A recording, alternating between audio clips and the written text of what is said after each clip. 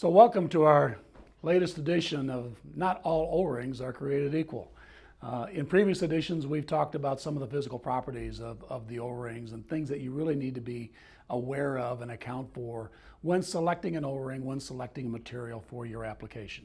Some of the more common physical properties that we've talked about so far are your durometer and hardness, your compression set, elongation, and the important factors that they are in determining the compound and materials to use. Today we're going to talk a little bit about tensile strength. What is it and why is it a factor?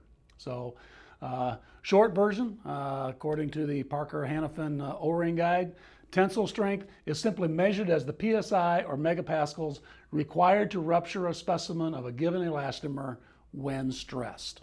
Okay? Put it under stress. At what point does it burst? At what point does it break? And the one thing I want to point out is I've done this in other sections regarding compression set and elongation. It varies by material, but it also varies within the material, which is why I emphasize they're not all created equal. A nitrile isn't just a nitrile, isn't just a nitrile. Specific to tensile strength, it can range anywhere from 6.9 to 27.6 megapascals. Okay, just within the nitrile family alone. Okay, FKM, it can vary 3.4 to 20.7.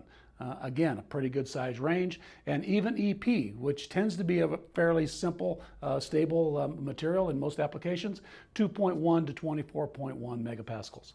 So why is that important? Okay, well, in the grand scheme of things, okay, as you increase tensile strength, you improve the modulus of the material. Okay. Now, as you've heard in other sessions, when you make a change to a compound or a material, to get something, you've got to give up something. So what am I giving up when I improve my modulus? I'm sacrificing elongation. In most applications, that's a non-factor.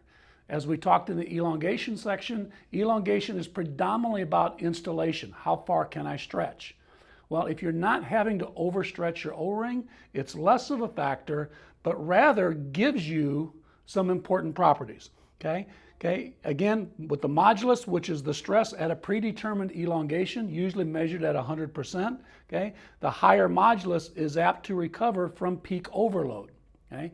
That's important. It helps support and aid to the strength and wearability of the O-ring, and it usually increases with hardness. So tensile strength, while not talked about a lot, can be an important factor and one of those key physical properties that you need to be aware of as you evaluate why and how all O-rings are not created equal.